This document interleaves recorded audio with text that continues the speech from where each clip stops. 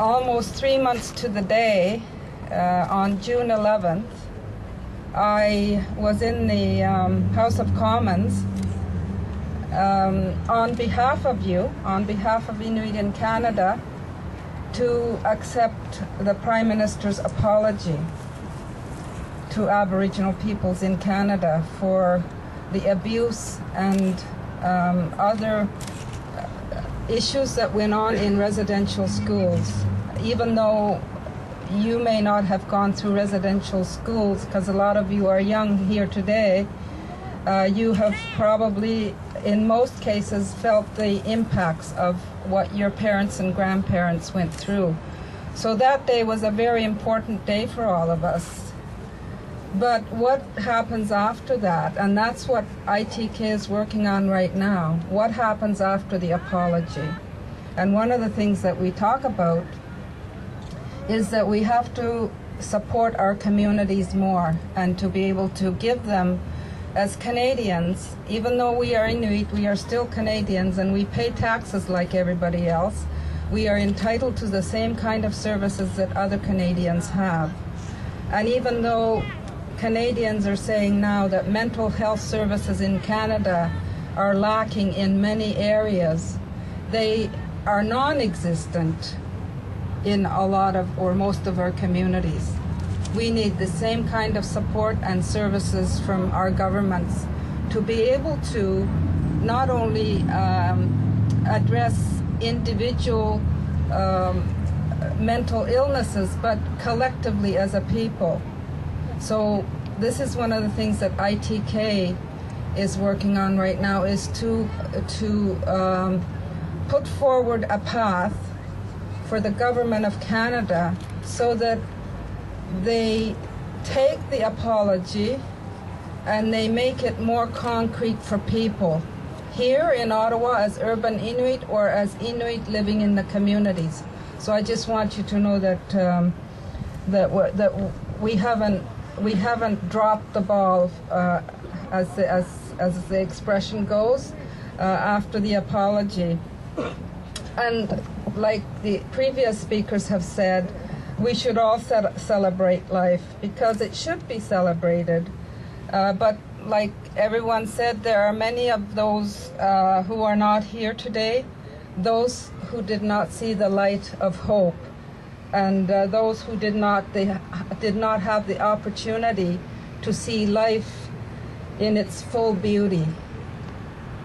And we must remember those people. And it is unfortunate, like the previous speakers have said, that most of us have had first-hand experience with suicide. Our loved ones, our family, and our loved ones, our friends. There are so many. I've moved back to Kudjak, and I'm appalled at the number of attempted suicides that go on in just that one community. So it is a crisis, and I think that, you know, a message that we can give to Canadians and to our government is that if this type of situation existed in other parts of Canada, it would be considered a crisis.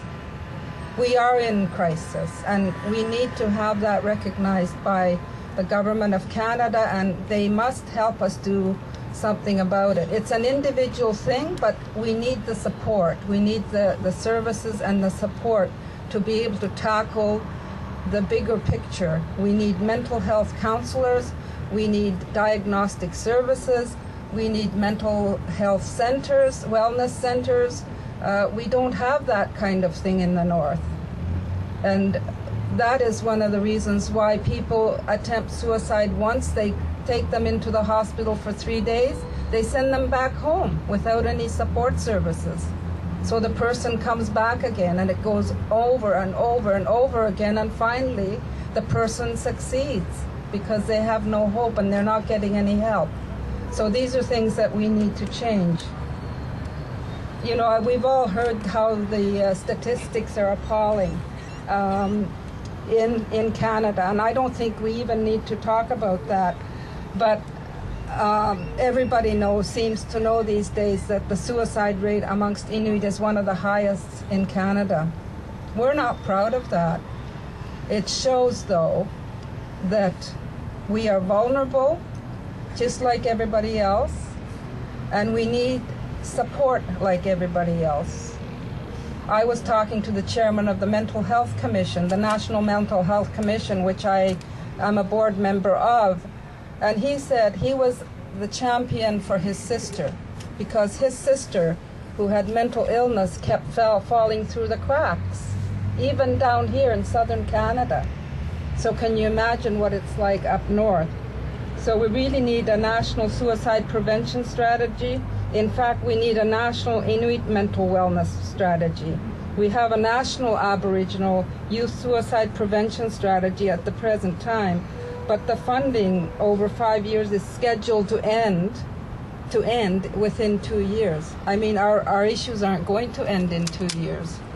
The youth strategy has been helpful to us, but it needs to be tailored to more accessible and be more accessible to Inuit communities. To do that, it'll require some teamwork, not just from ITK, but from provinces, from organizations, the territorial and federal government.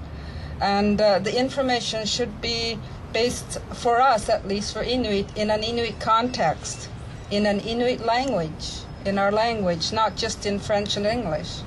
And this way the strategy will be more effective, a strategy that will focus on the resiliency of our people and does not forget about the geographic, the cultural and social realities of our communities.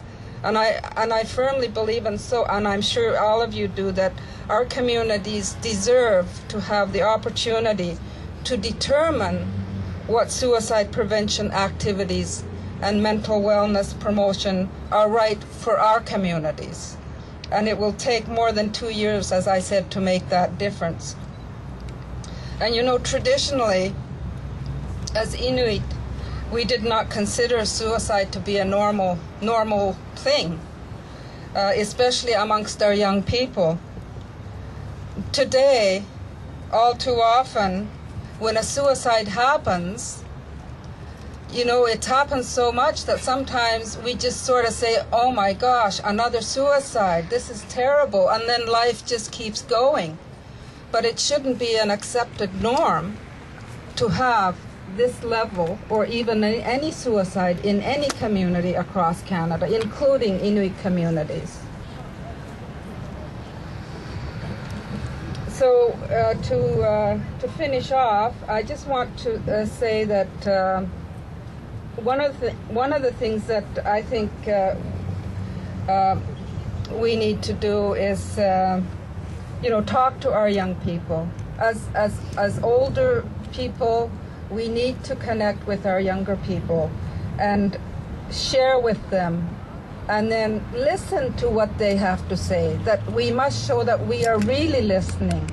Sometimes we talk to people, we don't really listen, but we need to show them that we are listening and hearing their words. Think about praising how hard they are working to learn. Show them how to treat others with kindness by the way we behave. And I think that we will only be satisfied when our children no longer live in poverty, in a country of prosperity. That is when I think this nation will rise. Now is the time, I think, to rise to this occasion.